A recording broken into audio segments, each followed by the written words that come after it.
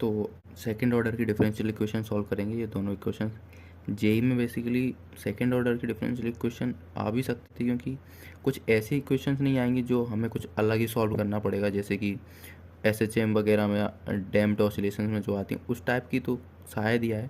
पर ये जो बेसिकली सिंपल मैनिपुलेशन से जो इक्वेशन सॉल्व हो सकती है ना सेकंड ऑर्डर वाली, वो वाली इक्वेशन सॉल्व करेंगे। पहली वाली तो काफ़ी इजी है, दूसरी वाली में थोड़ा सा मैनिपुलेशन है। तो पहले वन बाय वन देखते हैं। जैसे ये वाली इक्वेशन, इसको ये D two Y by D X square है बेसिकली। ये इसको हम ऐसे भी तो लिख सकते हैं कि d of d Y by D x, इसका derivative equals to x plus sine x. तो आप देखो ये डी एक्स को हम उधर भेज देंगे, इसको इधर से हटाकर इधर भेज देते हैं और दोनों साइड इंटीग्रेट कर देते हैं।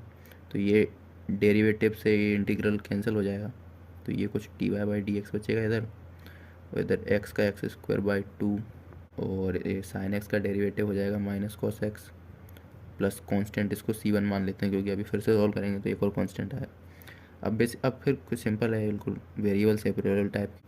ये डी एक्स को फिर इधर भेज देते हैं और फिर से दोनों साइड इंटीग्रेट कर देते हैं। तो इधर बन जाएगा y इक्वल्स टू, ये हो जाएगा x cube upon 6 minus sine x plus C1x plus C2, एक और कांस्टेंट आ जाएगा। तो ये आसानी से सॉल्व हो गई ये वाली इक्वेशन। तो अब देखते हैं ये वाली इक्वेशन, ये जो दूसरे नंबर की, इसमें आपको थोड़ा सा मैनिपुलेशन करना पड़ेगा। अगर आप इसको थोड़ा और सिंप्लीफाई करके लिखें या जो आँखों को देखने में अच्छा लगता हो, तो इसको y डबल डैश लिख सकते हैं, है ना, सेकेंड डेरिवेटिव y का प्लस y इक्वल्स टू 0।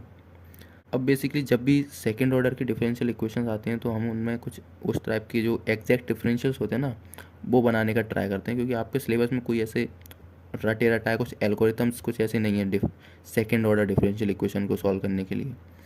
जैसे फर्स्ट ऑर्डर में तो आपको वो लीनियर डिफरेंशियल वाले का वो मेथड पता होगा आपको।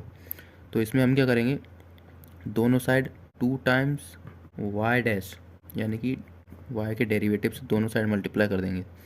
तो ये कुछ ऐसा बन जाएगा, इसको अगर देखो तो 2y dash times y double dash plus 2 times y into Y dash equals to, इस साइड करेंगे तो 0 ही आ जाएगा। तो आप देखो ये कुछ एग्जैक्ट डिफरेंशियल जैसा कुछ बन रहा है क्या। जैसे आप देखो इसमें ये किसका डेरिवेटिव दिख रहा है, वाई डैश के स्क्वायर का डेरिवेटिव दिख रहा है।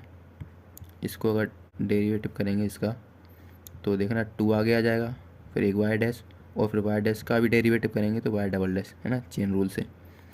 प्लस इसी तरह से यहाँ पे भी आपको कुछ दिख रहा होगा, आप ऐसे भी देख सकते हो कि ये सिंगल डेरिवेटिव, उसके बगल में उसका सेकंड डेरिवेटिव, ये सिंगल डेरिवेटिव, उसके बगल में उसका सेकंड डेरिवेटिव। तो यहाँ पर भी वाई स्क्वायर का डेरिवेटिव बन रहा है, आप देखो ध्यान से तो, और ये तो 0 है ही।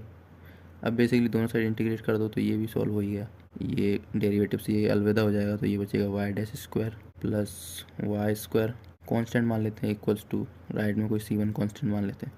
तो अभी एक डेरिवेटिव बचा है, इसको अब तो आराम से हो ही जाएगा, क्योंकि अब देखो वाई डैश क्या है, d Y by D x का square equals to C1 minus Y square, square को उस साइड ले जाएंगे तो रूट बन जाएगा। अब बेसिकली यहाँ से तो अब कर ही सकते हैं, वेरिएबल सेपरेबल बन जाएगा डी वाई, इसको नीचे ले जाओ, under C1 minus Y square equals to D X, दोनों साइड फिर से इंटीग्रेट कर दो तो ये 1 upon A square minus X square वाला वो इंटीग्रल बन जाएगा। अब उम्मीद है कि यहाँ से तो आप सॉल्व कर ही लोगे। तो मतलब मेन ये था कि यहाँ पर ये मैनिपुलेशन इन्वॉल्व था। तो सेकंड ऑर्डर डिफरेंशियल इक्वेशन अगर आएगी तो आपको उसमें कुछ ऐसा नहीं सोचना है कि भाई मैंने तो पढ़ा ही नहीं है वो, उसमें बेसिक सिंपल मैनिपुलेशन ही लगेंगी और उनसे सॉल्व हो जाएगा क्वेश्चन।